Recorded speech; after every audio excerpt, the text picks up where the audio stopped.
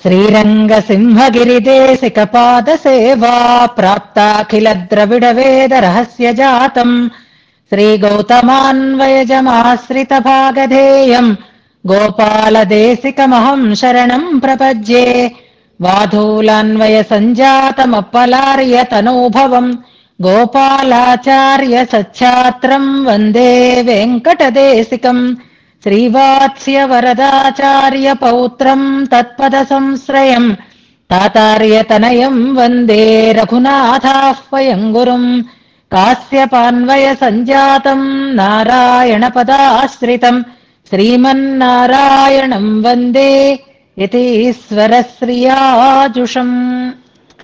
సద్గ్రంథాధ్యయన సంగోష్ఠిని ఈనాటి వ్యాసంగానికి సాదరంగా ఆహ్వానిస్తూ కలిసి ప్రార్థన చేసుకుందాం. శ్రీపరాశర భట్టార్యః శ్రీరంగేశ పురోహితః శ్రీవత్సాంకసుతః శ్రీమాన్ శ్రేయసే మేస్తు భూయసే ఉల్లాస పల్లవిత పాలిత సప్తలోకీ నిర్వాహకోరకిత నేమ కటాక్షలీలాం శ్రీరంగహర్మ్యతల మంగళదీపరేఖాం శ్రీరంగరాజమహిషీం శ్రియమాశ్రయామః. అనాఘ్రాతావజ్యం బహుగుణపరీణాహి మనసో దుహానం సౌహార్దం పరిచితమివాథాపి గహనం పదానాం సౌభ్రాత్రాదనిమిష నిషేవ్యం శ్రవణయోః త్వమేవ శ్రీర్మహ్యం బహుముఖయవాణీ విలసితం. మన గోష్ఠికి ఆహ్వానాన్ని తెలియచేస్తూ నిన్నటి పాఠ్యాంశాన్ని మననం చేసి మన ముందు ఉంచినటువంటి ఫణికుమారిని మనసారా అభినందిస్తున్నాను. పద్ధతిలో చక్కగా శ్లోక అనుసంధానం చేసి మళ్ళీ ఆ శ్లోకంలో ఉండేటటువంటి పాదాలలో ఉండే వాక్యాలని అంటూ వాటి అర్థాన్ని వివరించే ప్రయత్నం చేస్తున్నారు. ఇంతకు ముందు కూడా ఒకళ్ళిద్దరు అలాగే చేశారు. ఇప్పుడు ఫణికుమారి కూడా అలాగే చెయ్యటం అనేది చాలా మంచి అలవాటు. ఏదో శ్లోకం చదివి తాత్పర్యం చెప్పుకుంటూ వెళ్ళిపోవడం కాకుండా ఏ పాదానికి ఏ అర్థాన్ని మనం సమన్వయం చేస్తున్నామో అనేటటువంటి ఒక భావనతో మననం చెయ్యటం అది మంచి అవగాహనని పెంచుతుంది. ఆ రకమైనటువంటి పద్ధతి అభినందనీయం. 2 శ్లోకాలలో ఉండే విశేషాలని చక్కగా చెప్పేటటువంటి ప్రయత్నం చేశారు. విషయావగాహన చాలా బాగుంది. వివరణలో కూడా ఏ రకమైనటువంటి దోషాలు లేవు. చిన్న చిన్న ఉచ్చారణ దోషాలు ఉన్నాయి, అవి మాత్రం చెప్తాను. ముందుగా మనకి శ్లోకంలో శృణాస్యేతద్దోషాన్ దగ్గర ఒత్తులు వచ్చేసాయి. ఇప్పుడు చిన్న చిన్న మరి చిన్న కొత్త కొత్త తేడాలు వస్తున్నాయి. ఏమిటంటే శృణాస్యే తద్దోషాన్ అన్నారు. అలా విడదీయకూడదన్నమాట. అక్కడ పదం శృణాసి అలాగే ఉంటుంది, పుస్తకంలో అక్కడికే విరిగి ఉంటుంది.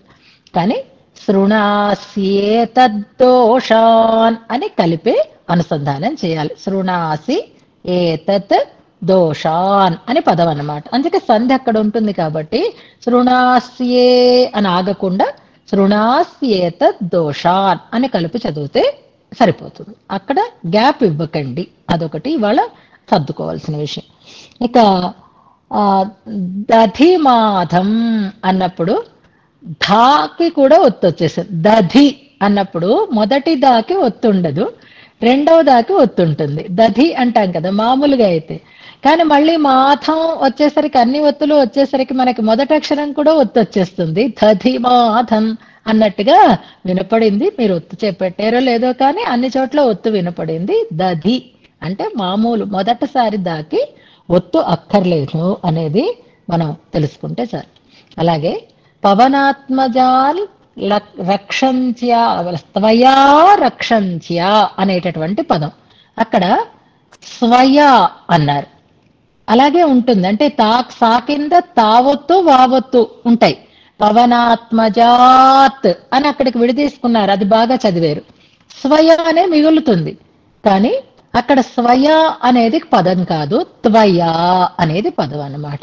అంచేత ఆ సా అటు వెళ్ళిపోతుంది, తా కింద వావొత్తు ఉంటుంది. అందుకని పవనాత్మజాత్ త్వయ అనేది పదం. స్వయా అన్నారు. అక్కడ ఒక చిన్న సర్దుబాటు చేసుకోవాలి. కృషి చాలా బాగా చేస్తున్నారు. అవగాహన చాలా చక్కగా చేసుకుంటున్నారు. అదృష్టవంతులమ్మ. ఈ రకమైన అభిరుచి, ఈ రకమైనటువంటి శ్రవణము, మళ్ళీ దాన్ని అర్థం చేసుకొని అనగలిగేటటువంటి అదృష్టము, అది అందరికీ లభించే అవకాశం కాదు. చక్కటి మీ సమర్థతని ఇంకా ఇంకా పెంచుకుని మంచి విషయాలని 10 మందికి అందించే ప్రయత్నం చేయాలి. అలాంటి సదవకాశం మీకు ఇతోధికంగా ఆచార్య అనుగ్రహంతో, భగవద్ అనుగ్రహంతో కలగాలి అని ప్రార్థన చేస్తూ ఈనాటి వ్యాసంగాన్ని మనం శ్లోకానుసంధానంతో ప్రారంభం చేసుకుందాం. నిన్నటి శ్లోకంలో కొన్ని విషయాలను మనం ఇంకా వివరణ చేసుకుంటూ కొత్త శ్లోకాన్ని చెప్పుకుందాం. అందుకని మొదటి శ్లోకం నిన్న చెప్పుకున్న శ్లోకాలతోటి అనుసంధానం ప్రారంభం చేద్దాం. శ్రియై సమస్త చిదచిద్విధాన వ్యసనం హరేః అంగీకారిభిరాలోకై సార్థయంచై కృతోంజలిః స్ఖలిత కటకమాల్యైర్దోర్భిరప్తిం మురారేః భగవతి దధిమాధం మథ్నతశ్రాంతి శాంత్యై భ్రమదమృతతరంగావర్తతః ప్రాదురాసీః స్మితనయన సుధాభిः సించతి చంద్రికేవ మాతర్మైథిలిరాక్షసీస్త్వయి తథైవార్ద్రాపరాధాస్త్వయా రక్షంత్యా పవనాత్మజాల్లఘుతరా రామస్య గోష్ఠీకృత కాకం తం చ విభీషణం శరణమిత్యుక్తే క్షమౌ రక్షతః సానః సాంద్రమహాగసః సుఖయతు శాంతిస్తవాకస్మికీ. సుఖయతు అంటే ఇందాక ఫణికుమారి సుఖింతుముగాక అన్నారు, కాకుండా సుఖింప చేయుగాక అమ్మని ప్రార్థన చేస్తున్నారనమాట. నీ శాంతి అంటే నీ ఓర్పు మా వరకు కూడా ప్రసరించాలి. అప్పుడు మాలో దోషాల వల్ల కలిగినటువంటి అనుభవం కాకుండా సౌఖ్యమే కలగాలి. దోషం వల్ల మాకు ఏ రకమైనటువంటి హాని కలగకుండా మాకు సౌఖ్యమును కలిగించుగాక అని అంటున్నారు అనేది మనం అర్థం చేసుకున్నాం. వివరం అంతా వచ్చేసింది కాబట్టి నిన్నటి శ్లోకంలో మనం చెప్పుకున్న అంశాలలో ఎక్కడెక్కడ విశేషార్థాలను మనం తెలుసుకోవాలి అనే దాన్ని ముందుగా నోట్ చేసుకుందాం. మనం ఇందులో శరణాగతి సన్నివేశాన్ని చెప్తున్నారు. అమ్మ కరుణ ఆకస్మికమైనది, స్వామి కరుణ సాపేక్షమైనది అనేదాన్ని చెప్తున్నారు. ఇందులో స్వామి కరుణించినది, శరణు అంటే కరుణించేరు అని ఇద్దరి పేర్లని మనకక్కడ ప్రస్తావన చేశారు. అందులో విభీషణ శరణాగతి విషయంలో ఎక్కడ సందేహం లేదు, కానీ కాకాసురుడు శరణాగతి చేసాడా లేదా అనే అంశాన్ని ఇవాళ కొన్ని ప్రమాణాలతో మనం ప్రధానంగా తెలుసుకోబోతున్నాం. ఇక కాకాసురుణ్ణి సంరక్షింపచేసినది సీతా అమ్మవారే, కానీ రామాయణంలో ఆ విషయం ఎందుకు ప్రస్తావనకి లేదు అనే విషయాన్ని కూడా నిన్న మనం ఒకసారి సూచనగా అనుకున్నాం. ఎందుకంటే ప్రణిపాత ప్రసన్నాహి మైథిలీ జనకాత్మజ అని త్రిజట చెప్పింది, కానీ శరణం అవుతాను అని అంది సీతమ్మ అని హనుమత్ స్వామి రామచంద్రస్వామికి చెప్పాడు. కానీ నేనే శరణు అయినాను, కాకాసురుణ్ణి రక్షింపచేశాను అనే మాట ఈ వృత్తాంతం దగ్గర సీతమ్మ తల్లి చెప్పలేదు. మరి సీతమ్మ అనుగ్రహించటం వల్ల, సీతమ్మ పక్కనే ఉండడం వల్లే కదా కాకి బ్రతికి బయటపడింది అని రహస్య గ్రంథాలలో అంతటా అంటారు. మొన్న కూడా మనం చెప్పుకున్నాం కదా, ఇవళ్ సన్నిధియాలే అని. ఈమె దగ్గర ఉండడం వల్ల కాకి బ్రతికింది, ఈమె దూరంగా ఉంటే ఉన్నది కాబట్టి రావణాసురుడు సంహరింపబడ్డాడు అని ప్రతి చోట మనకి చెప్తూనే ఉంటారు కదా. రక్షింప చేసినది సీతాదేవి అనే దాని గురించినటువంటి స్పష్టత మనకి ఎక్కడ ఉంది, ఇది ముందు తెలుసుకుందాం మనం. సీతమ్మే శరణు అవమని రామచంద్రుణ్ణి పురుషకారం చేసింది అనడానికి పద్మపురాణంలో ఉన్నటువంటి ఒక శ్లోకాలని మనకి రాఘవాచార్య స్వామి వారి వ్యాఖ్యానంలో ఇస్తారు. కాకాసురుడు శరణు వేడేడా లేదా తెలుసుకుంటాం మనం, కానీ సన్నివేశం ఎలా పడింది అంటే ఆయన రామచంద్రస్వామి ఒడిలోకి కాళ్ళు తల అటుకి ఇటువైపుకి పెట్టి పడ్డాడు. నిజంగా దండం పెట్టాలి అంటే తల ఆయన పాదాల వైపుకి ఉండాలి, కానీ సీతమ్మ తల్లి ఆ తలని అట్నుంచిటు మార్చి శరణు వేడేడు అన్నట్లుగా చేసింది అని చెప్తారు. పద్మపురాణంలో స్పష్టంగా మనకి తత్శిరః పాదయోస్తస్య యోజయామాస జానకి. గుర్తుపెట్టుకోండి, మళ్ళీ ఎక్కడైనా ఎవరైనా అడిగినా రామాయణంలో ఉండదు ఈ సన్నివేశం.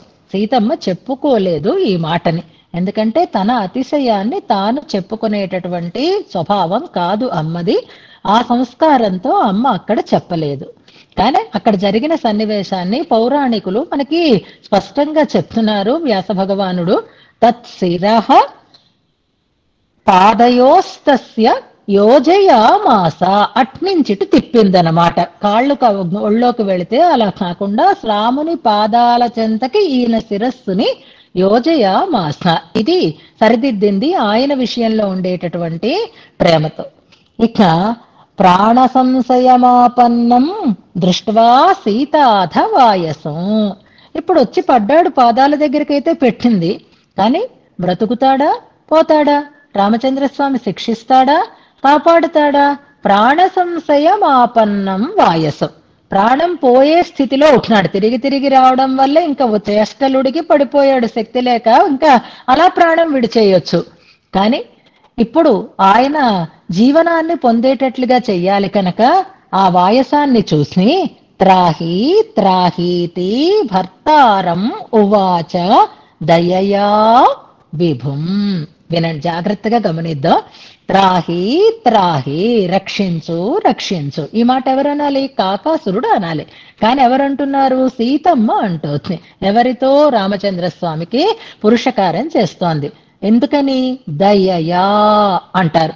ఆ దయ అనేటటువంటి ఒక అద్భుతమైన ఆకస్మికీ క్షాంతి అన్నారు చూసారా, అదే భర్తారం ఉవాచ దయయా విభుం అని అక్కడ పద్మపురాణంలో స్పష్టంగా మనకి కనిపిస్తుంది.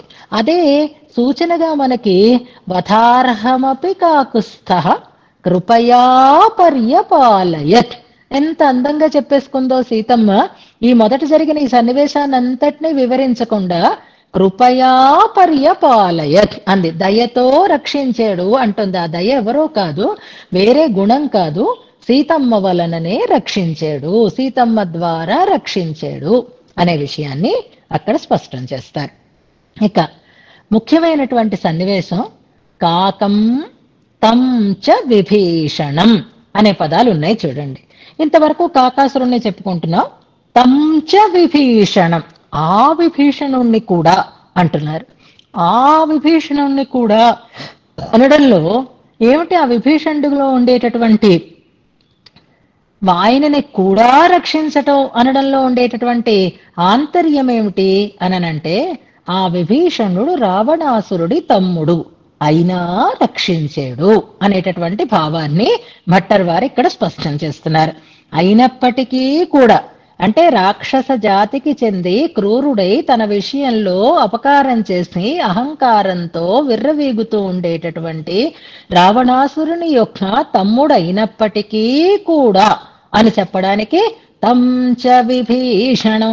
ఇంకా కాకాసురుడైతే అలాంటి సంబంధాలు ఏమీ లేవు, ఏదో ఆయన ఇంద్రుడి కుమారుడే. ఆ చరిత్ర అంతా మనకి వ్యాఖ్యానంలో ఉంటుంది. మనకి ఇప్పుడు సమయం లేదు కనుక ఆ వృత్తాంతం అంతా చెప్పుకోవడం లేదు. వ్యాఖ్యానంతో పుస్తకం మనకు వస్తుంది, అంచే తర్వాత మీరందరూ కూడా దాన్ని అనుసంధానం చేద్దురు గాని.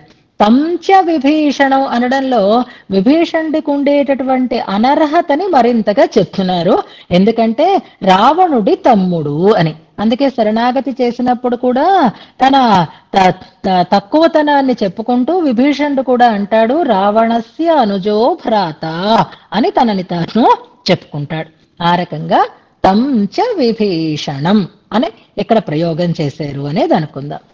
ఇప్పుడు శరణాగతి గురించి మనకి విభీషణ శరణాగతి పూర్ణ శరణాగతి అని చెప్పబడుతుంది. పూర్ణ శరణాగతిగా చెప్పబడి మనస్ఫూర్తిగా మహావిశ్వాసపూర్వకంగా త్రివిధ రకములైనటువంటి శరణాగతిని చేశాడు విభీషణుడు, అందులో సందేహం లేదు. 3 రకాలు శరణాగతి అని కాయిక, వాచిక, మానసికమైనది అని అంటారు. మనసాలా శరణాగతి చేశాడు, మాటతోటి శరణాగతి చేశాడు, అలాగే కాయికమైనటువంటి శరణాగతి కూడా చేశాడు విభీషణుడు. అందులో ఏ రకమైనటువంటి సందేహము లేదు. కాకాసురుడు చేసినటువంటి శరణాగతికి ఇది శరణాగతనే అనుకుందాం. కాకపోతే ఆయన భక్తితో చేశాడు, ఈయన భయంతో చేశాడు. ఇది తేడా. ఆయన మనసారా చేశాడు, ఈయన మాట వరసకి చేశాడు, గతి లేక చేశాడు కదా. రెండిటికి ఎంత తేడావో చూడండి. అన్నీ వదులుకొని ఈయన రక్షిస్తాడనేటటువంటి విశ్వాసంతో వచ్చాడు విభీషణుడు. అందరి దగ్గరికి పరిగెట్టి ఎవ్వరూ కాదంటే అందరూ వెనక్కి తోసేస్తే దిక్కు లేక వచ్చి పడ్డాడు అంతే. ఆ పడడమే శరణాగతి చేశాడు అని పొంగిపోతాడు రామచంద్రస్వామి. నిజానికి ఆయన అనలేదు, చెయ్యలేదు కూడా, కానీ చేసినట్టుగా అనిపించింది. వచ్చి తన కాళ్ళ దగ్గర పడేసరికల్లా అన్న మాటని స్తోత్రరత్నంలో మనకి ఆళ్వందార్లు చెప్తారు. రఘువర యథభూస్త్వం తాదృశో వాయసస్య ప్రణత ఇతి దయాలు యచ్చ చైజ్యస్య కృష్ణ అంటూ మనకొక శ్లోకం ఉంటుంది. ఎలాగ స్తోత్రరత్నం చదువుకుంటాం కదా, అందులో వివరాలన్నీ కూడా తర్వాత మనం చెప్పుకుందాం. అక్కడ ఇద్దరిని చెప్పారు మనకి. ఒకటి వాయసము, ఇంకొకటి శిశుపాలుడు. అక్కడ కాకాసురుడు శిశుపాలుడు, ఇక్కడ కాకాసురుడు రావణాసురుడు. ఇది తేడా. విభీషణుడు ఇక్కడ ఇద్దరూ శరణాగతి చేశారు అని ఇక్కడ చెప్తున్నారు, అక్కడ ఇద్దరూ అపరాధం చేశారు అని అంటారు. అలాగే శ్రీరంగరాజస్తవం ఉత్తర శతకంలో కూడా బలిభుజి శిశుపాలే అంటూ ఒక శ్లోకం ఉంటుంది. మనకి ఆ ఇద్దరి కాంబినేషన్ తో కూడా భట్టర్ వారు ఒక శ్లోకాన్ని చెప్తారు. సరే, ఆ తర్వాత మనం అనుసంధానం చేసుకుందాం. ఇక్కడ విభీషణుడు కాకాసురుడు. విభీషణుడు విశ్వాసంతో వచ్చాడు, మనసారా శరణు వేడాడు, పద్ధతిగా శరణు వేడాడు, అందుకని శరణు లభించింది. కాకాసురుడి దగ్గరే సందేహం ఉంది, పెద్దలకి కూడా సందేహం ఉండడం చేత ఆ నిశ్చయం కాని విషయాన్ని సమగ్రంగా స్పష్టంగా కాకుండా రెండు రకాలుగా ప్రతిపాదింపబడేటట్లుగా భట్టర్ వారు ఇందులో చెప్తున్నారు. ఉక్తి క్షమౌ అనేటటువంటి మాట. ఉక్తి క్షమౌ అనే మాటని చాలా అందంగా వివరణ చేస్తారు. ఉక్తి క్షమౌ అంటే శరణు అనడానికి అర్హత కలిగినటువంటి వారు అని ఒక అర్థాన్ని చెప్తారు. శరణాగతి చెయ్యగలిగిన వారు అనే అర్థం చెప్పుకోవచ్చు. శరణాగతి చేసినందువల్ల రక్షింపబడిన వారు అని మరొక అర్థాన్ని చెప్పుకోవచ్చు. కాకాసురుడికి రామచంద్రస్వామి పాదాలు పట్టి శరణాగతి చేసినట్లుగా మనకి స్పష్టత లేదు అనేదే గుర్తుపెట్టుకోండి. చెయ్యలేదు అనే విషయాన్ని కూడా చాలా మంది వ్యాఖ్యాతలు తమ అభిప్రాయంలో చెప్పారు అని అది కూడా చెప్తారు. రామాయణంలో చెప్పబడినటువంటి మాట ఏంటి అంటే, ఆయన త్రీన్ లోకాన్ సంపరిక్రమ్య తమేవ శరణం గతః అంటారు వాల్మీకి భగవానుడు. ఆయననే శరణు వేడేడు అని అంటారు. అంటే శరణు వేడడం అనే దాన్ని ఇక్కడ ఎలా మనం అర్థం చేసుకోవాలి అనేది నిశ్చయం చేసుకోవాలి. కానీ పెరియాళ్వార్ తిరుమొழிలో పెరియాళ్వార్లు ఆయన శరణు వేడేడు అని అంటారు. పెరియాళ్వార్ తిరుమొழிలో 3వ శతకంలో 10వ దశకంలో ఒక పాసురం ఉంటుంది, 6వ పాసురం. అక్కడ ఆ దశకమంతా ఎలా సాగుతుంది అంటే, సీతాదేవి దగ్గరికి హనుమంతుడు వెళ్ళి, అది పెరియాళ్వార్ తిరుమలలో సుందరకాండ అన్నమాట. ఇది కూడా మనం చెప్పుకోబోతున్నాం తర్వాత, అంచేత పర్వాలేదు. సుందరకాండలో ఎలాగైతే సీతమ్మని కలిసి రామచంద్రుడి గుర్తులని చెప్పి సీతమ్మకి విశ్వాసాన్ని కలిగిస్తాడో, అలాగే ఒక అందమైన దశకాన్ని అక్కడ చెప్తాడు. హనుమంతుడు నేను రామదూతను, రాముడు నన్ను పంపించాడు అనడానికి కొన్ని గుర్తులని చెప్తూ ఉంటాడు. దివ్య ప్రబంధాలలో ఉండే ప్రత్యేకతలు కొన్ని పౌరాణికమైన ఐతిహాసికమైనటువంటి సన్నివేశాలకి సంబంధించకుండా విలక్షణంగా ఉంటూ ఉంటాయి. మనకి సుందరకాండలో అంటే వాల్మీకి సుందరకాండలో కాకాసుర వృత్తాంతం ఎవరెవరికి చెప్పారు అంటే, సీతమ్మ తల్లి హనుమంతునికి చెప్పింది. అప్పుడు బయటకు వచ్చింది అది. కానీ పెరియాళ్వార్ తిరుమలలో కాకాసుర వృత్తాంతాన్ని హనుమంతుడు సీతమ్మకి చెప్తాడు. అది తమాషా.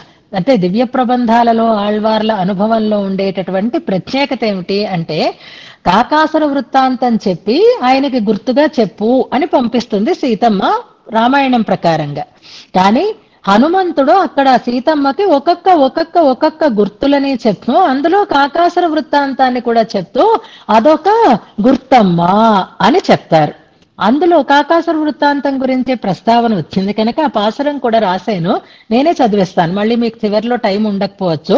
పాసురం ఎంత సులభంగా ఉంటుందంటే 3, 10, 6 గుర్తుపెట్టుకోండి, తర్వాత నోట్ చేసి పెట్టుకోండి. సిత్తిరకూటత్తు ఇరుప్ప, చిత్రకూటంలో ఉన్నారు సీతారాములిద్దరు.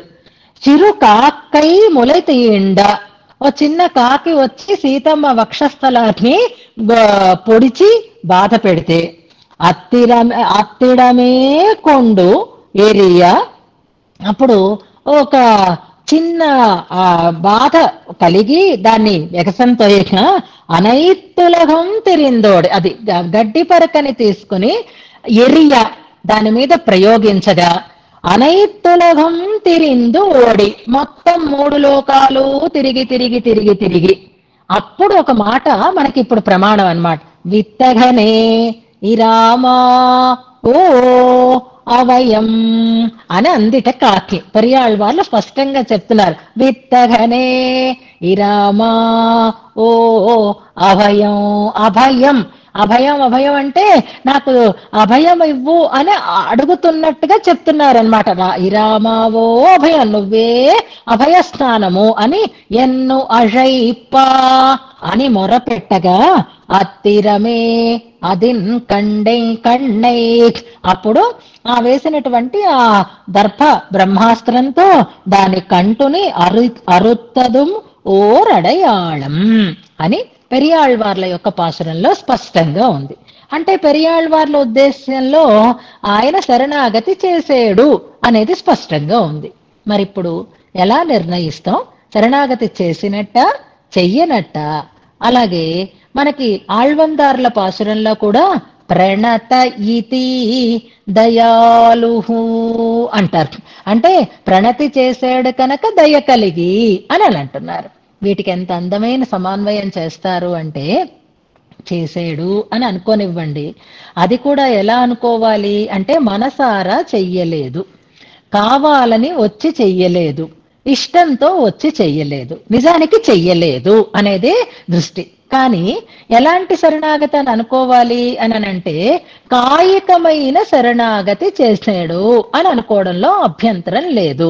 ఎందుకంటే నన్ను రక్షించవయ్యా రామ, నువ్వు తప్ప నాకు మరొక దిక్కు లేదు, నేను అకించనుడని ఇలాంటి మాటలేవి ఆయన నోటంట రాలేదు. కానీ వచ్చి పడ్డాడు కదా, చేష్టలుడిగి ఆయన పాదాల మీద పడి ఉన్నాడు కదా, ఇది కూడా కాయికమైనటువంటి శరణాగతిగా భావన చేసుకోవచ్చు. కాబట్టి విత్తగనే ఇరామావో అని అభయం అని అనడం కాయిక శరణాగతి చేసినట్లుగా అనుకుందాము. భగవంతుడికి మనస్సు అక్కర్లేదు, రక్షించాలనుకున్నప్పుడు మాట చాలు, శిక్షించాలనుకున్నప్పుడు మనస్సు దాకా చూస్తాడు.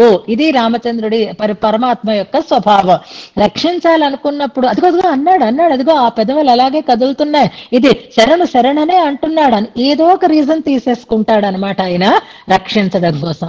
అందుకే కాకాసురుడు వచ్చి పాదాల మీద పడితే అది తనని శరణు వేడేడనే అనిపించేసింది ఆయనకి. అందుకని ప్రణత ఇతి దయాలుహు, దయాపరుడు కాబట్టి ఆయన ప్రణతి చేసేడనే భావించేసి ఆయనని రక్షించాడు అని అంటారు. అంటే చేష్టలుడిగి పడి ఉన్నాడు, భయంతో దిక్కు లేక వచ్చాడు తప్ప నిజంగా మనసారా శరణాగతి చేసిన వాడు కాడు అని మనకక్కడ రకరకాలైనటువంటి వివరాలని ఇస్తారు. అందుకే ఇటు చేసాడు అని అనకుండా, చెయ్యలేదు అని అనకుండా ఉక్తి క్షమౌ అనేటటువంటి పదప్రయోగం చేస్తారు భట్టర్ వారు. అనడానికి అర్హుడు లేదా అన్నాడు కనుక క్షమించబడ్డాడు అనే విషయాన్ని స్పష్టం చేస్తారనమాట. అలాగా ఆ రక్షింపబడినటువంటి వాళ్ళు, దానివల్ల రామచంద్రస్వామి యొక్క దయ కొంచెం తక్కువ అవుతోంది. అడగకుండానే రాక్షస స్త్రీలని రక్షించింది కాబట్టి అమ్మవారి యొక్క దయ అధికమైనది, నిర్హేతుకమైనది అని అంటారు. నిన్నను ఇంకొక విషయాన్ని కూడా మనం నిర్ణయం చేసుకుందాము అని అనుకున్నాము.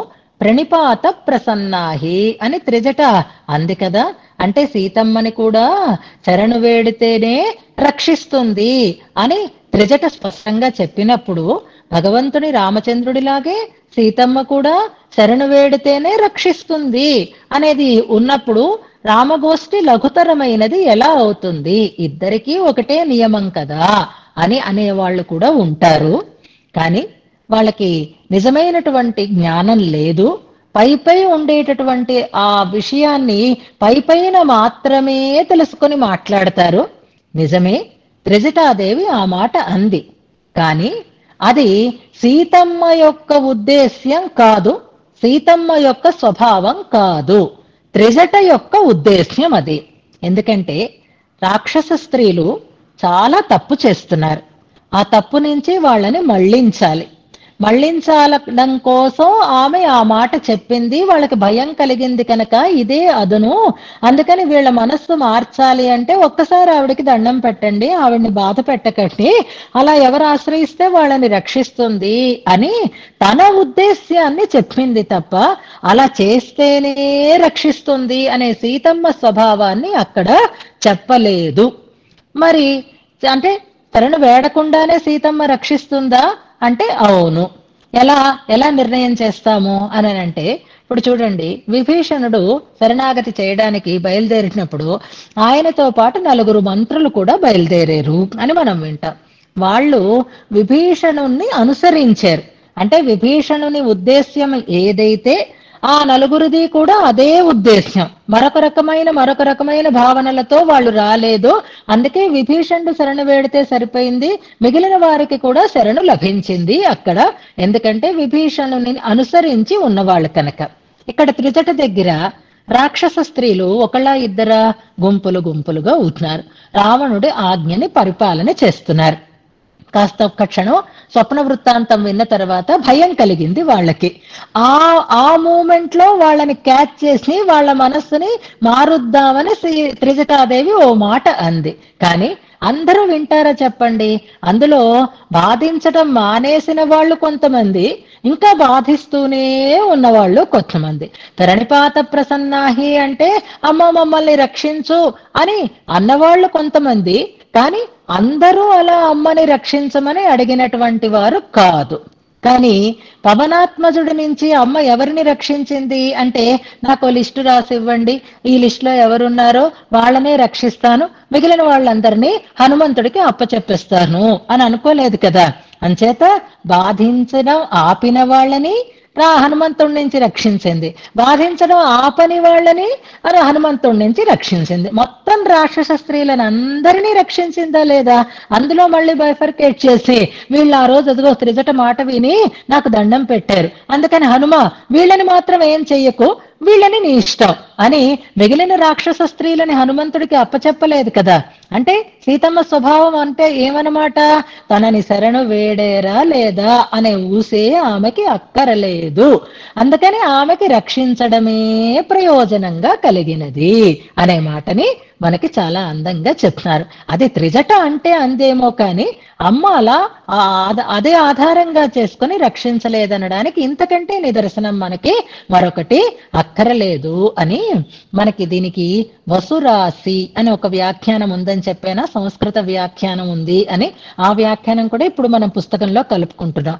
ఆ వసురాశి వ్యాఖ్యానాన్ని అందించినటువంటి మహానుభావులు దీని గురించి 2 శ్లోకాలు రాస్తున్నారు. ఆ వ్యాఖ్యానంలో చివరిలో మనం సమయాన్ని బట్టి ఈ విషయాన్ని ఆ శ్లోక రూపంగా అనుసంధానం చేసుకుందాం. అందుకని అమ్మ ఆ కృప ఆకస్మికమైనదే, నిర్హేతుకమైనదే, ఎవరినైనా రక్షిస్తుంది, ప్రార్థించాల్సిన అవసరం లేదు.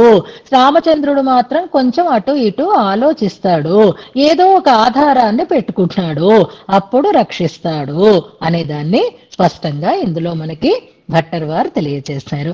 అలాగే రామాయణం ప్రకారంగా కానీ మిగిలిన పెద్దల యొక్క ఉక్తిని ప్రకారంగా కానీ కాకాసురుడు తను మనస్ఫూర్తిగా శరణాగతి చేసినటువంటి వాడు కాదు. కానీ ఆయన చేష్టని బట్టి భగవంతుడికి అది శరణాగతిలా అనిపించి దాన్ని ఒక ఆధారంగా తీసుకుని ఆయన శరణు ఇచ్చాడు. పెరియాళ్వార్లు మాత్రం శరణాగతి చేసినట్లుగా మనకి తన ప్రబంధంలో ఈ వృత్తాంతాన్ని చెప్పారు. దాన్ని మనం ఎలా సమన్వయం చేసుకోవాలి అంటే కాయిక శరణాగతిగా అనుకోవచ్చు, ఎందుకంటే చేష్టలుడిగి పడ్డాడు కనుక అని.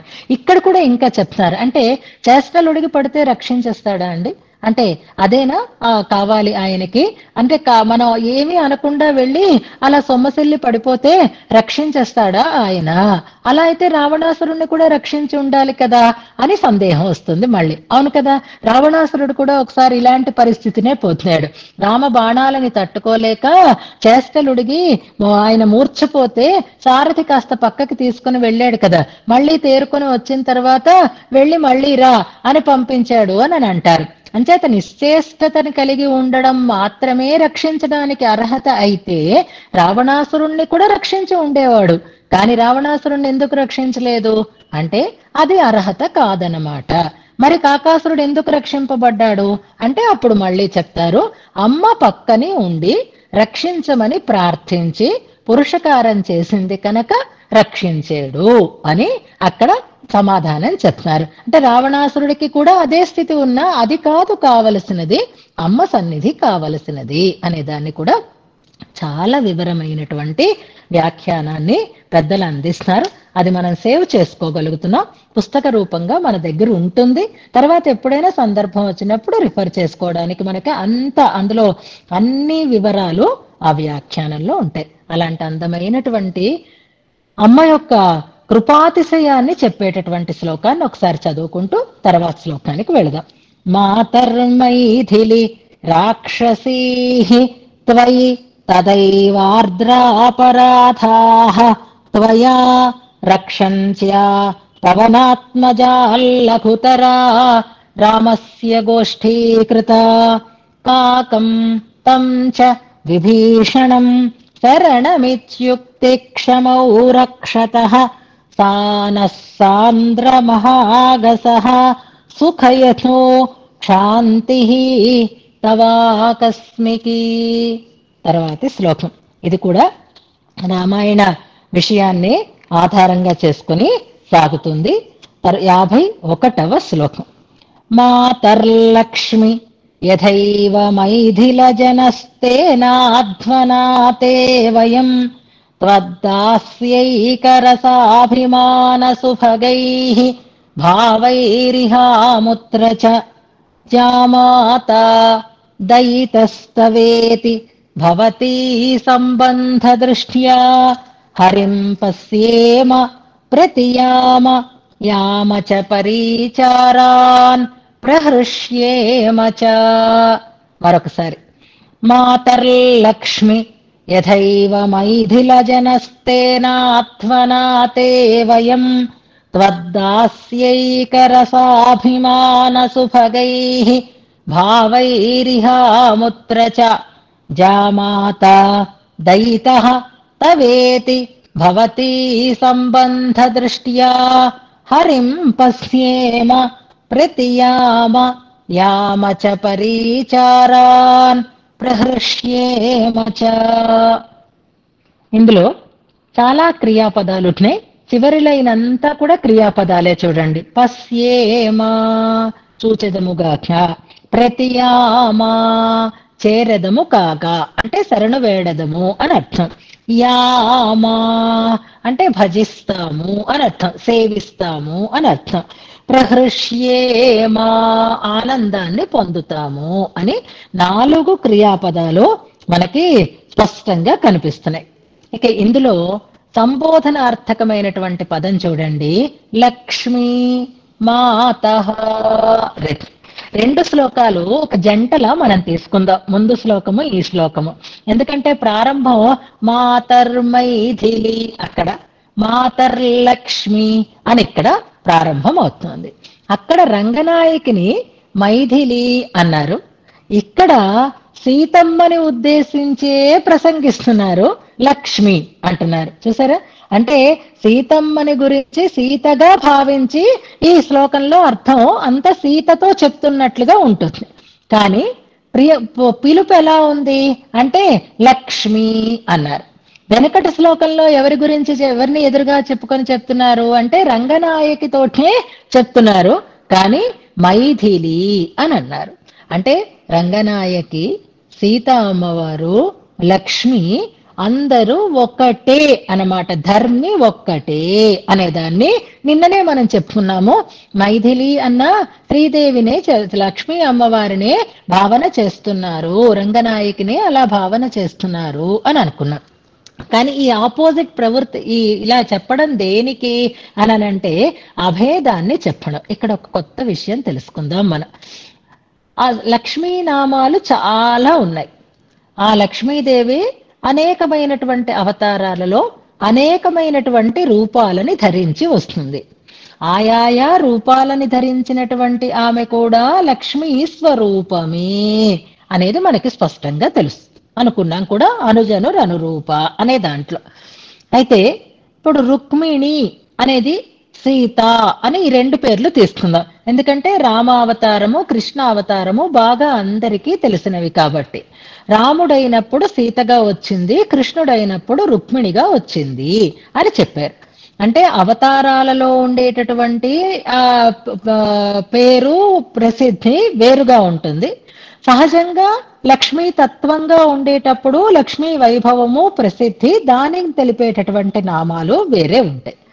మనకి లక్ష్మీ అష్టోత్తర శతనామం తెలుసు, రోజు అనుసంధానం చేసుకుంటాం కాబట్టి, రోజు పూజ చేసుకుంటాం కాబట్టి.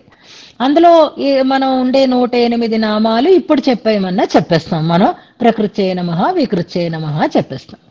అందులో ఎక్కడైనా సీతాయై నమః అనే నామం వస్తుందా, రుక్మిణ్యై నమః అని వస్తుందా? రాదు కదా. ఆ నామాలన్నీ ఎలా ఉంటాయి అంటే లక్ష్మీ తత్వ ప్రతిపాదకములైనటువంటి నామాలుగానే ఉంటాయి. ఆమె ఆ లక్ష్మీదేవే సీతగా వచ్చినప్పుడు సీతాష్టోత్తరం అని చెప్పుకున్నప్పుడు జనకపుత్రి ఇలాంటి నామాలన్నీ వస్తూ ఉంటాయి కదా. కానీ అమ్మ నామాలని చెప్తూ ప్రధానంగా ఒక 9 నామాలని చెప్తాడు ఒక ఆయన. ఉదయాన్నే లేచి ఆ లక్ష్మీ వైభవాన్ని ఈ నామాలతో అనుసంధానం చేసుకుంటే అద్భుతమైనటువంటి సంపదలు సమకూరుతాయి అని అంటారు. లక్ష్మీ వైభవ ప్రతిపాదకాలైనటువంటి స్తుతులు చాలా ఉన్నాయి.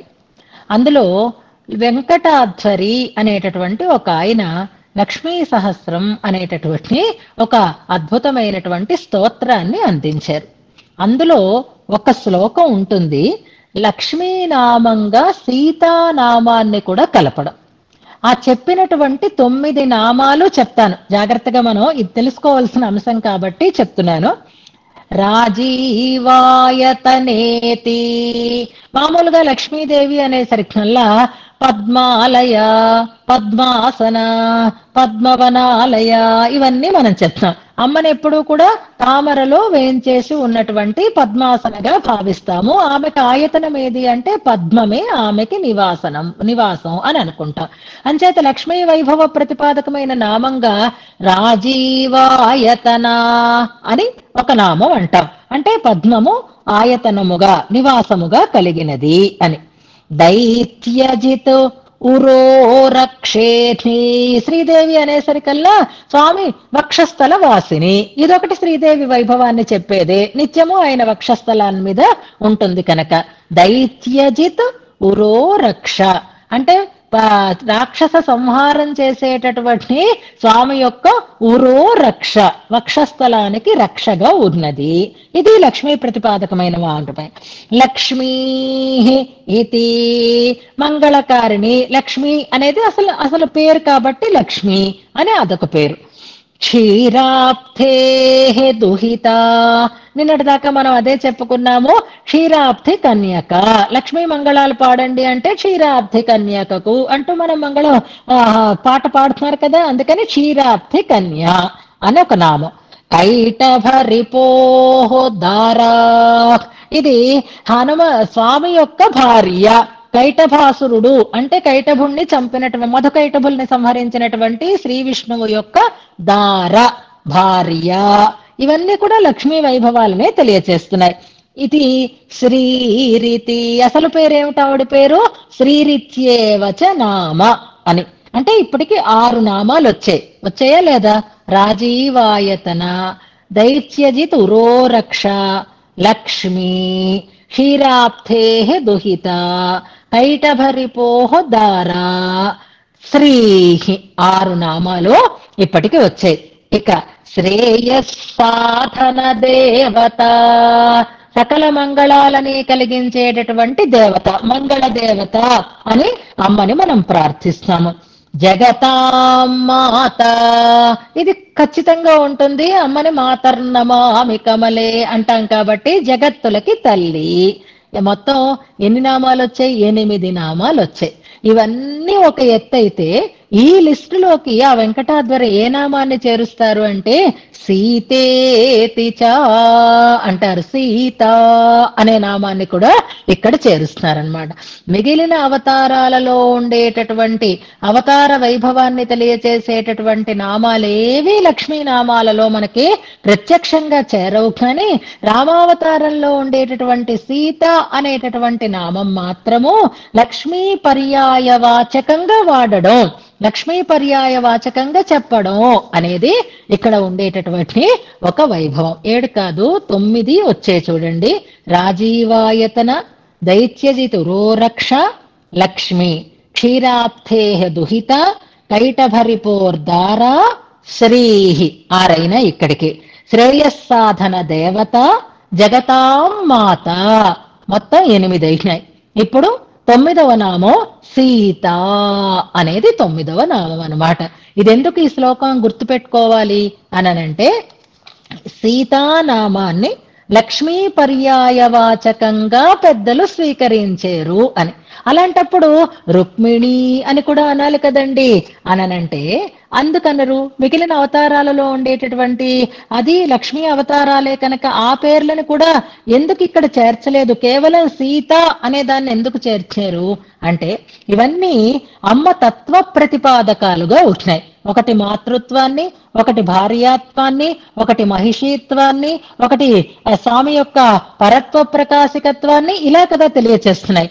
అలా కృపకి మారువాచకంగా చెప్పబడుతుంది కనుక అమ్మ ద్వారానే పురుషకార స్వరూపమైనటువంటి 3 లక్షణాలు సీతావతారంలోనే ప్రకటింపబడ్డాయి. కాబట్టి సీతమ్మని లక్ష్మి, సీత అనే నామాన్ని లక్ష్మికి పర్యాయ వాచకంగా వాడడం అనేది ఉంటుందన్నమాట. అంటే సీత లక్ష్మి ఒక పర్యాయవాచకం అయితే లక్ష్మి సీతకి కూడా పర్యాయవాచకం అవుతుంది కదా. అందుకే ఈ శ్లోకంలో మాతర్లక్ష్మి అని పిలుస్తున్నారు. కానీ చూడాల్సింది ఎవరిని? మనం సీతమ్మని చూడాలన్నమాట. ఇక్కడ మనకి సీతతో చెప్తున్న మాట. సీతగా ఎందుకు చెప్తున్నారు అంటే చూడండి, యథైవ మైథిల జన అంటున్నారు.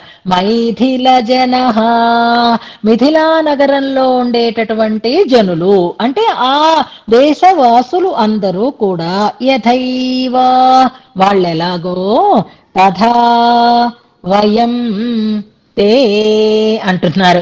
అమ్మా లక్ష్మి, మిథిలావాసులు నీకు ఎంత ఆప్తులో మేం కూడా నీకు అంతే అని ఒక డిక్లరేషన్ ఇస్తున్నారు. ఎవరి దగ్గర చెప్తున్నారు ఈ మాట? రంగనాయకి దగ్గర చెప్తున్నారు. కానీ రంగనాయకిని లక్ష్మి అని పిలుస్తున్నారు. కానీ భావనలో వృత్తాంతాన్ని ఏం చెప్తున్నారు అంటే మిథిలా నగరవాసులు నీకు ఎంతో, మేము నీకు అంతా అంటున్నారు. ఇప్పుడు మిథిలాగ్రం మూసేందుకు? ఎప్పుడో అయిపోయింది అవతారం. ఇప్పుడు నేను శ్రీరంగనాయకిగా శ్రీరంగంలో ఉన్నాను కదా అని అమ్మవారికి సందేహం కావచ్చు. ఇప్పుడు చెప్పడం అంటే ఏం వాళ్ళు మేము ఒకటి ఎలా అవుతాం చెప్పండి? మనం ఇప్పుడు ఉన్నాము, వాళ్ళు అప్పుడు ఉన్నారు. వాళ్ళు సీతమ్మని చూశారు, పుట్టడం చూశారు, పెరగడం చూశారు, వివాహం చూశారు, అన్నీ ప్రత్యక్షంగా చూశారు. మా రాజుగారు అమ్మాయి, మా రాజకన్యక అనుకున్నారు, మా పిల్ల అని అనుకున్నారు. ఇష్టంగా ఆమెనికి పరిచర్యలు చేయగలిగే భాగ్యవంతులు వాళ్ళు. కూరత్తాళ్వాన్ కూడా అతిమానుష స్తవంలో ఏమనుకున్నారు అంటే బృందావనే స్థిరచరాత్మక కీట జన్మ. అయ్యో ఆనాడు బృందావనంలో నేను ఏదే ఒక జన్మ ఎత్తి ఉంటే మళ్ళీ ఇప్పుడు ఇలా పుట్టి ఉండేవాడిని కాదు కదా, ఎంత దౌర్భాగ్యమో, మాకు ఆ సంబంధం కలగలేదు అని బాధపడతారు కదా. మరి అలాంటప్పుడు భట్టరు వారు ఇంత ఈజీగా ఎలా అడిగేస్తున్నారు? అలాంటి సంబంధమే, అలాంటి ప్రేమే నువ్వు మా మీద చూపించాలి అని ఎందుకు అడుగుతున్నారు, ఎలా అడుగుతున్నారు అననంటే, ఇక్కడ గుర్తించాల్సినటువంటి అంశం ఏది అంటే, అమ్మకి మనకి సంబంధం మనం ఉందనుకున్నా ఉంది, లేదనుకున్నా ఉంది.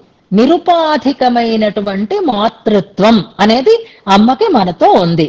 వాళ్లే తల్లిదండ్రులు, వాళ్ళ సంతానమే మనము.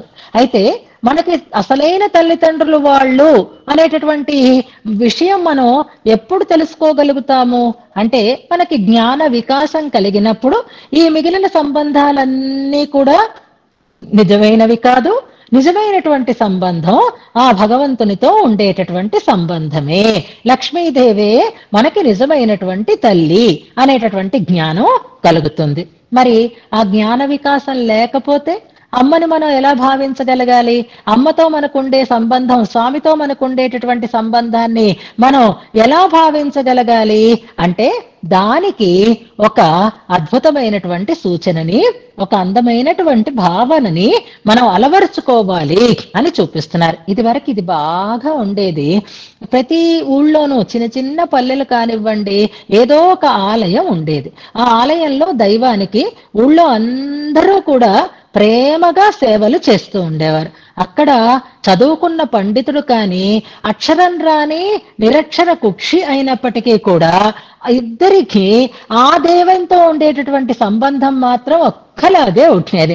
అన్ని రకాల వేదాలని చదివినటువంటి బ్రాహ్మణోత్తముడికి ఈయన నాకు మా స్వామి నా తండ్రి లేదా నా సంబంధం అనేటటువంటి ప్రేమ ఉండేది.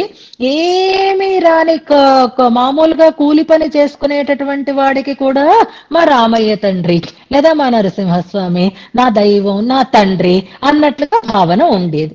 ఎందువల్ల అలాంటి భావన అంటే, మన ఊరు, మనవాడు, మనకి చెందినటువంటి వాడు అనే మమకారం అనేది ఉంటుంది చూసారా. ఆ మమకారం వల్ల కలిగేటటువంటి ప్రేమ చాలా అధికంగా ఉంటుంది. భగవంతుణ్ణి మనం తెలుసుకోవాలి అంటే జ్ఞానంతోటే అక్కర్లేదు, ప్రేమతో ఇలా మనం దగ్గర అవ్వచ్చు అని మరొక మార్గంగా దీన్ని భావన చేస్తున్నారు. సీతమ్మని ఎలాగైతే మిథిలా నగరవాసులు మన అని అనుకున్నారో, అలాగే శ్రీరంగనాయకి నిన్ను మేము కూడా, నీకు మేము కూడా అంత దగ్గర వాళ్ళమే అని చెప్తున్నారనమాట. అలాగే మేము కూడా నీకు అంటే, ఆనాడు సీతమ్మకి ఆ ఊరి ప్రజలందరూ ఎంత ఆత్మీయులో, ఎంత దగ్గర వారో, నీకు మేమిప్పుడు అటువంటి వారము. ఎందుకంటే కలికాలంలో నువ్వున్నావు, కలికాలంలో మేమున్నావు. నువ్వు మమ్మల్ని ఎలా దగ్గరించాలి అంటే, తేన అధ్వనా, ఆ మార్గంలోనే తే వయం, మేము నీకు చెందినటువంటి వారము. ఇక మాకు నీ కృప గొప్పది, నీ ప్రేమ గొప్పది అని తెలిసిన తర్వాత నీకే సేవ చెయ్యాలనేటటువంటి ప్రేమ మాలో కలుగుతోంది. ఎలాగా? త్వద్దాస్య ఏక రసాభిమానం, నీ దాస్యమునందే ఇష్టం కలిగిన వాళ్ళ. మాకు ముఖ్యమైనటువంటి అభిరుచి దేని పట్ల అంటే, త్వద్దాస్యైక రస, మా యజమాని కూతురు, ఆ పిల్లకి ఎన్ని సేవలైనా చెయ్యాలి అనేటటువంటి ప్రేమ పనివాళ్లకు ఉన్నట్లుగా నీ దాస్యమునందే ఇష్టం కలిగినటువంటి వారం అయి సుభగై భావై, నీ దాస్యమునందు ప్రీతి కలిగింది కనుక మా భావనలు, మా ఆలోచనలు, మా ప్రేమ మంచి భావనలు అవుతున్నాయి. సుభగై భావై, అందమైనటువంటి భావనలతో, ఇహ అముత్ర చ, ఇక్కడ అక్కడ కూడా సేవిస్తాము అంటున్నారు. అయితే మరి మా ఆయన సంగతి ఏంటి? ఆయన గురించి పట్టించుకోరా? ఆయన మీకు అక్కర్లేదా? ఆయనని కొలవరా? మనం అమ్మని కొలిస్తే చాలా, భగవంతుణ్ణి కొలవక్కర్లేదా? ఆయన విషయంలో సేవ చెయ్యక్కర్లేదా అంటే చెయ్యాలి. కానీ ఏ భావనతో చెయ్యాలి అనంటే, ఆడపిల్ల సంబంధంతోటే అల్లుణ్ణి ఆదరించినట్లుగా అంటున్నారు ఇందులో. మాకు నువ్వే ముఖ్యం, కానీ నీకు భర్త కనుక, మీ నాన్నగారికి అల్లుడు కనుక, ఇలాంటి భావనలతో మేము ఆయనకి కూడా సేవ చేస్తాము అంటున్నారు. అంటే మనకి ప్రధానమైనటువంటి సంబంధం అమ్మతో కలిగి ఉండి, అమ్మ సంబంధంతో స్వామికి కూడా మనం సేవకులము అవుతున్నాము అనే భావాన్ని చెప్తున్నారు. దాన్ని కూడా అందంగా ఇష్టమైనటువంటి రాజుగారు, ఆయన పాలనలో ఉండేటటువంటి ప్రజలు, ఆ రాజుగారికి లేక లేక కలిగినటువంటి ఒక సంతానము, అల్లారు ముద్దుగా మొత్తం రాజ్యంలో ఉండే ప్రజలందరూ ఆ పిల్లని ప్రేమించటము, ఆ పిల్లకి వివాహమైన తర్వాత ఆ పిల్ల మీద ఉండేటటువంటి ప్రేమతో ఆ పిల్లకి చెందినటువంటి భర్తని కూడా ప్రేమించేటటువంటి ఒక స్థితి, దాన్ని చూపిస్తున్నారు. అది మనకు అర్థం అవ్వాలి అంటే సీతమ్మ రామచంద్రుల కథ జనానికి బాగా దగ్గరైనంతగా ఇంకెక్కడా దగ్గర అవ్వలేదు. కాబట్టి ఇప్పుడు సీతావతారంలో అందరి పట్ల విశేషమైనటువంటి ప్రేమని కనిపించినటువంటి సీతమ్మని ఇందులో భావిస్తూ, అదే లక్ష్మీ స్వరూపంగా భావిస్తూ, అమ్మా ఆనాడు సీతమ్మకి మిథిలా నగరం జనం ఎలా ఆప్తులు అయినారో, అలాగే శ్రీరంగనాయకి నీకు మేము ఆప్తులమైన వారము, నీ బంధువర్గంలోకి చేరినటువంటి వారము, నీకే సేవ చెయ్యాలనేటటువంటి ఇష్టాన్ని కలిగి ఉన్న వారము. అలా నీ సంబంధం వల్ల తర్వాత చూడండి, జామాత, జామాత అంటే అల్లుడు, దయిత తవ, దయిత అంటే భర్త అని అర్థం. ఎవరికి భర్త? తవ దయిత, నీకు భర్త, నీకు భర్త అయినటువంటి వాడు మాకు ఊరందరికీ అల్లుడే ఆయన. ఎందుకని రాజుగారికి అల్లుడైతే ఊరందరికీ కూడా అల్లుడే అన్నమాట. ఇక్కడ రంగనాయకి అల్లుడు అని ఎలా అనుకుంటాము? ఇక్కడ రాజుగారు ఎవరు అంటే విష్ణు చిత్త సంబంధం అంటారు ఈ కాలంలో. అయితే ఇప్పుడు అమ్మని ఇచ్చి వివాహం, పిల్లనిచ్చి వివాహం చేశాడు కనుక భవతీ సంబంధ దృష్ట్యా, నీ సంబంధాన్ని దృష్టిలో పెట్టుకొని, అంటే నీతో కలిగినటువంటి సంబంధం, నీకు చెందినవాడుగా భావించేటటువంటి దృష్టితో హరిం, ఆ శ్రీహరిని, ఆ స్వామిని, నీ భర్తని మేము ఏమనుకుంటాము అంటే మాకు తండ్రి, మాకు పాలకుడు, మాకు రక్షకుడు, మేము ఆయనకి దాసులము, ఆయనకే మేము చెందిన వారము, ఆయన మాకు శేషి, ఇలాంటి భావనలు మాలో కలగడం లేదమ్మా. మాకు నీకే పరిచర్య చెయ్యాలనేటటువంటి ఇష్టం కలిగింది. కానీ నీకు మాత్రమే కాదు, నీ సంబంధంతో స్వామికి కూడా మేము దగ్గరవుతాము. ఎలాగా? హరిం పశ్యేమా, చూస్తాము అని అర్థం. అంటే దర్శనం అంటారనమాట. అల్లుడు గారు వస్తున్నారు, అల్లుడు గారు వస్తున్నారంటే మొట్టమొదట పెళ్లివారు తరలి వస్తూ ఉంటే పెళ్లి కొడుకు వచ్చాడు, పెళ్లి కొడుకు వచ్చాడు, పెళ్లి కొడుకు వచ్చాడని పరుగులు పెట్టుకుని చూస్తారు కదా జనమంతా. ఇష్టమైనటువంటి రాజకుమార్తె వివాహం అయితే అలాగే పశ్యేమా, ఆయనని దర్శిస్తాము. ప్రతియామా, ఆదరించాలి కదా, ఆయన దగ్గరికి చేరాలి కదా, ఆయన శరణు వేడాలి కదా. ఆయనని శరణు వేడుతున్నది కూడా భవతీ సంబంధ దృష్ట్యా అంటున్నారు. పశ్యేమ ప్రతియామ. తర్వాత పదం జాగ్రత్తగా గమనించండి. యామచ పరిచారాన్, అట్నించుట చేసుకోవాలన్నమాట. పరిచారాన్ యామా అని చేసుకోవాలి. పరిచర్యలు చేస్తాము అని అర్థం, సేవలు చేస్తాము. యామచ పరిచారాన్ అని ఉన్నది అన్వయంలో పరిచారాన్ యామ చ అంటే పరిచర్యలు కూడా చేస్తాము. ప్రతియామ యామ, రెండు యామలు ఉంటాయి. దాన్ని జాగ్రత్తగా ఇటు అటు మనం విడదీసి అన్వయం చేసుకోవాలి. యామయామ అని రెండు కలుపుకోకుండా ఒక క్రియాపదం ప్రతియామ అంటే శరణు వేడతాము అని అర్థం. మరొక క్రియాపదం యామ, దాన్ని ఎక్కడ పెట్టుకోవాలి? పరిచారాన్ యామ, పరిచర్యలను చేస్తాము అని అర్థం అన్నమాట. అంతేనా? పరిచర్యలు చేయడం తప్పనిసరిగా జామాత దశమగ్రహ అని ఇంట్లో వచ్చి కూర్చుంటే మరేమిటి ఆదరించకుండా సేవలు చెయ్యకుండా ఎలా ఉంటాము అనే ఆ సేవలు చేస్తామో, లేక ఆయనకి సేవలు చేయటం వల్ల మాకు కూడా ఏమైనా ఆనందం ఉంటుందా అంటే ఉంటుంది. ప్రహృష్యేమ చా అంటున్నారు.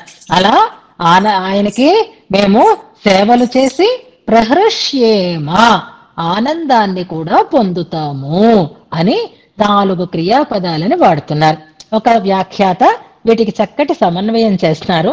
మనకి పురుషార్థాలు 4 ఏవవి అంటే ధర్మ, అర్థ, కామ, మోక్షములు అని అంటారు కదా. అందులో ఈ 4 వాటిలోనూ 4 రకాలైనటువంటి సమన్వయాన్ని మనం చేసుకోవచ్చు అంటారు. చూడండి, పశ్యేమా అనేది ధర్మ పురుషార్థము. అంటే ముందు మన ధర్మాన్ని మనం నిర్వర్తించటం అనేది. తర్వాతది ప్రతియామా, ఇది అర్థం, ప్రయోజనం అన్నమాట. అంటే ఆయనని శరణు వేడడమే ప్రయోజనంగా ఆయనని చేరడం. తర్వాత పరిచారాన్యామా, పరమాత్మకు శరణు వేడిన తర్వాత సేవ చెయ్యకుండా ఉంటామా? అదే కదా కోరిక. అందుకే అది కామ పురుషార్థము. కోరిక అదే కాబట్టి, సేవ చెయ్యాలనేటటువంటి కోరిక కాబట్టి భగవద్విషేకమైనటువంటి సేవా కామం, ఇది కామపురుషార్థము. అంటే తర్వాత ప్రహృష్యేమా, బ్రహ్మానందాన్ని పొందడం, ఇదే మోక్షం. కాబట్టి మోక్ష పురుషార్థం అంటారు. ధర్మ, అర్థ, కామ, మోక్షములుగా సమన్వయం చేసుకోవచ్చు. భగవంతుని సేవ వల్లే ఆనందం కలుగుతుంది. సేవ చేసి ఆనందించడమే, సేవత ద్వారా ఆనందింప చెయ్యటమే మన సంప్రదాయంలో మోక్షం. కనుక పశ్యేమ ప్రతియామ యామచ పరిచారాన్ ప్రహృష్యేమచ. ఇందులో అద్భుతమైనటువంటి సంప్రదాయ రహస్యాన్ని మనకి చెప్తున్నారు. మనం నేరుగా భగవంతుణ్ణి చేరడం అనేది పద్ధతి కాదు. భగవంతుడి దగ్గరికి మనని చేర్చేటటువంటి పురుషకార స్వరూపిణి అమ్మ. అమ్మ ద్వారా, అమ్మ సంబంధంతో మనం భగవద్ అనుగ్రహాన్ని పొందుతాము, భగవత్ సేవా భాగ్యాన్ని పొందుతాము. కనుకే భగవంతునికి మనకి ఉండేటటువంటి నిత్య సంబంధమైన ఆ సంబంధ జ్ఞానం మనకి ఎవరి ద్వారా కలగాలి, ఎవరి ద్వారా భావించాలి అంటే అమ్మ సంబంధం ద్వారా భగవంతునికి మనం చెందిన వారము అవుతున్నాము అనేటటువంటి సంప్రదాయాన్ని, పురుషకారం యొక్క వైభవాన్ని, ఏ రకంగా స్వామి దగ్గరికి చేరాలి అనేటటువంటి అంశాన్ని ఇందులో మనకి తెలియచేస్తున్నారు.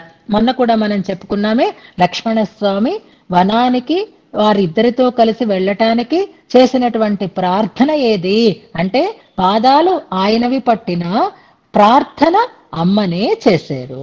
ఇక్కడ భవతీ సంబంధ దృష్ట్యా అనేది బాగా గుర్తుపెట్టుకోవాలి. పురుషకారం లేకుండా మనం పరమాత్మ యొక్క అనుగ్రహాన్ని పొందలేము. అమ్మకి సంబంధించిన వారమైతే మనకుండేటటువంటి మరొక లాభం ఏది అంటే, ఆలివంక వారు ఆత్మబంధువులు. కామన్ గా లోకంలో మనం చెప్పుకునేటటువంటి ఒక వ్యవహారం ఉంది కదా, ఇది నిజమే కూడా. అవునమ్మా, వాళ్ళని ఎత్తెక్కించుకుంటాడు, మన్నైతే అసలు పలకరించను కూడా పలకరించడు. ఇది వెనకటి రోజుల్లో అనుకోండి. ఆలివంక వారు ఆత్మబంధువులు అంటారు. నిజంగా రాజరికపు వ్యవస్థ ఉన్నప్పుడు ఆ రాజుగారి భార్యకి సంబంధించిన వాళ్ళు ఏ రకమైన అపరాధాలు చేసినా, అందుకే రాజుగారి బావమరిది అని ఓ పాత్ర కూడా ఉండేది నాటకాల్లో. వాటిలో ఆ బావమరిది ఎంత చవట అయినా, ఎంత చేతకాని వాడైనా ఆయన తప్పులన్నీ ఒప్పులే మన్నించేస్తూ ఉండేవాడు రాజుగారు. శిక్షణలు ఉంటూ ఉండేవి కాదు. ఎందువల్ల అంటే ఆమె పట్ల ఉండేటటువంటి ప్రేమతో. కాబట్టి భార్యా బంధువులైతే వాళ్ళకి అన్ని లాభాలు కలుగుతాయి, అన్ని గౌరవాలు కలుగుతాయి, అన్ని ప్రత్యేకతలు ఉంటాయి. ఇంకా ఆయన ఏమీ నోట మాట్లాడడానికి అవకాశం లేదు. అందుకే భట్టర్ వారు ఏం చెప్తున్నారు మనకి అంటే, ఆలివంక వారం అయిపోదాం మనం.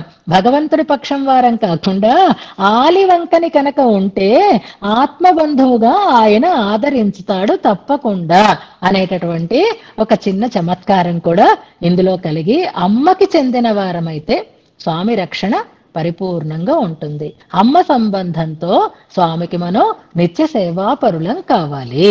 ఆయనని చూడనమైనా, ఎలాగా అంటే లక్ష్మీపతి అనే భావనతో, ఆయనని చేరడమైనా ఎలాగా అంటే శ్రీయపతి అనేటటువంటి భావనతో, ఆయనకి పరిచర్యలు చేయడమైనా దేనికి అంటే కూడా శ్రీ సంబంధంతో, ఆనందం కూడా దేనివల్ల ఆయనని మనం సేవించటం వల్ల కలిగే ఆనందం కూడా భవతీ సంబంధ దృష్ట్యా అని అమ్మ సంబంధం యొక్క గొప్పతనాన్ని ఇందులో తెలియజేస్తూ, ప్రధానంగా అంతరార్థం ఏది అంటే భగవంతుడి తత్వాన్ని తెలిసి భగవంతుణ్ణి సేవించటం అనేది జ్ఞానులకి సాధ్యం. కానీ భగవత్ సేవ చెయ్యటానికి జ్ఞానమే అక్కర్లేదు, మమకారం ఉంటే చాలు, మనది అనే భావన ఉంటే చాలు. అంతే కదండి. ఏమైనా వస్తువులు తోవలో పడిపోయి ఉంటాయి అనుకోండి, అందులో ఓ 2 వస్తువులు మనం ఉన్నాయి, మిగిలినవి చెల్లా చెదురుగా పడి ఉన్నాయి. మనది అనేసరికల్లా గమ్ముకొని ఆ వస్తువుని తీసి తుడిచి జాగ్రత్తగా పెట్టి అమ్మో మట్టేస్తారు, అమ్మో పోతుంది అనుకొని దాచుకుంటాం. అది ఏ రైల్వే స్టేషన్ లో, పబ్లిక్ ప్లేసుల్లో ఇది గుర్తు పెట్టుకోండి. మనది అని పడేసరికల్లా దాన్ని మనం జాగ్రత్త పెట్టుకుంటాము, మనది కాదు అన్నప్పుడు దాన్ని నిర్లక్ష్యం చేసుకుంటూ వెళ్ళిపోతాం. అంచేత మమకారం ఉంటే దాని పట్ల మనకు ఉండేటటువంటి ప్రేమ ఎలా ఉంటుంది, భగవంతుడి పట్ల కూడా అలాంటి మమకారాన్ని పెంచుకోండి. అమ్మ సంబంధం, అమ్మ మనది అనేటటువంటి భావన కలిగితే ఈ మమకారంతో అల్లుడనో మరొకటనో ఒక భావనలు కలిగితే ఆ ప్రేమ మరింతగా అతిశయిస్తుంది అని. అందుకే మహాభక్తుల యొక్క భావనలలో ఇలాంటి సంబంధాలు మనకి కనిపిస్తూనే ఉంటాయి. దాన్ని ఈ శ్లోకంలో భట్టర్ వారు అందంగా మనకి తెలియజేస్తున్నారు. ఈ శ్లోకాన్ని మనం ఉపదేశాత్మకంగా అనుసంధానం చేసుకుందాం. నిన్న